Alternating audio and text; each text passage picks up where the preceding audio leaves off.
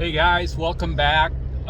Just finished my surf fishing tournament. Not mine, but it's June's from More Than Fishing. It's Sunday, December 3rd. No, today's the 4th. Yeah, today's the 4th. We didn't fish on the first day because a little bit of snow came through Corvallis and it iced up the road, so didn't get a chance to go out Friday. We went out Saturday, and woof, that swell was rough. I'm not kidding, it was crazy rough.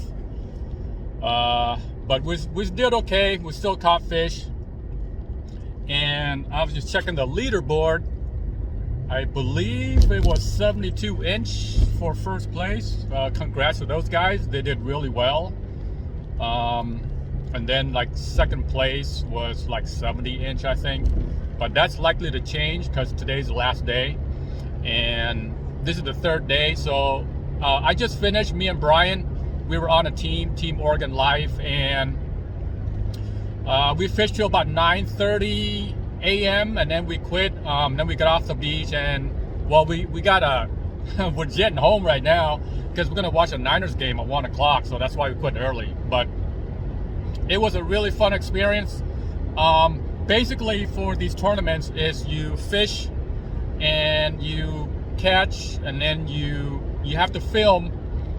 You measure the fish, and then you release the fish back into the surf. So the reason I joined is because it's the same format that I'll be implementing this coming July 2023 for my tournament up at Sunset Beach. And I learned a lot from this tournament. So I'm thinking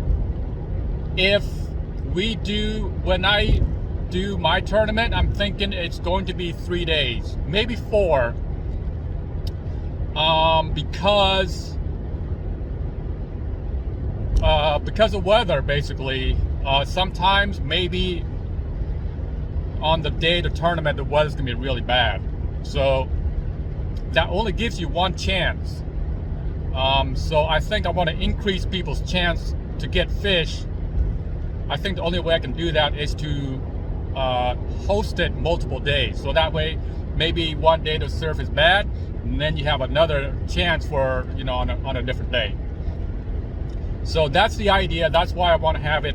That's why I want to change it to 3 or maybe 4 days for the upcoming tournament. The 4th Oregon Surf Fishing Championship, July 1st. However, I'm thinking I might change it to July 2nd as for the ceremony event. So I might have it so it's on June 30, July 1st, and July 2nd. So June 30 and July 1st, you can fish anywhere you want, anywhere on the West Coast. But on the third day, July 2nd, Sunday, you have to come to the ceremony event to claim your prize. So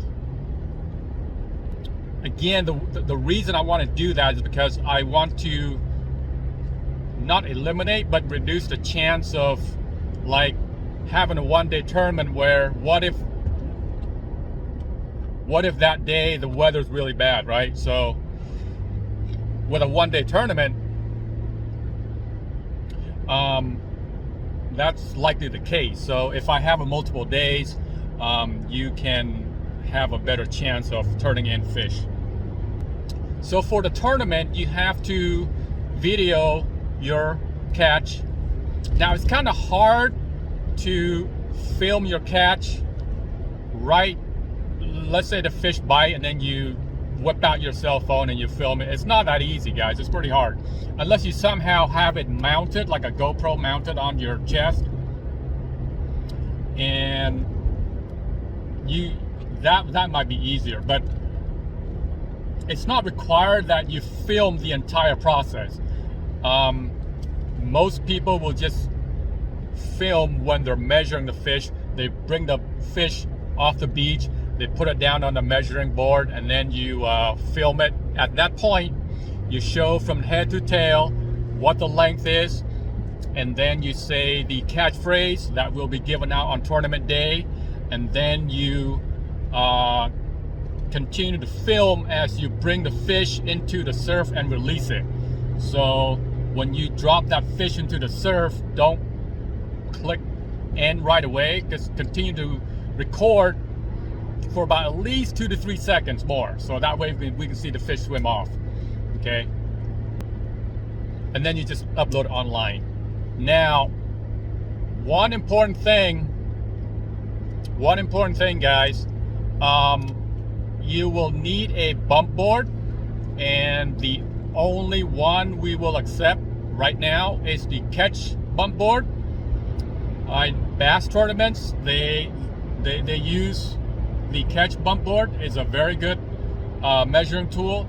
It's big, as you can fit the red tail right in there, right in that cradle. And the most important thing about the catch bump board is it's very clear, it's very legible, it's easy to read. So that's why we are going to require the catch bump board. It's bulletproof.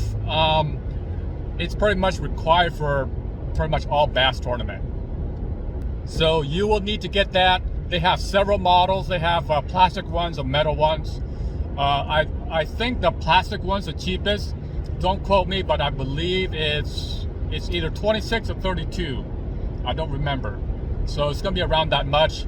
If you want the metal one, I believe they are 70 or 69, something like that. But the plastic one's fine, and you will need that for the upcoming tournament. So it's very important. You have until July to get it. Okay, so back to June's tournament. June, if you're watching this, thanks for hosting it. Me and Brian had a great time. Hopefully we can do it again in the future.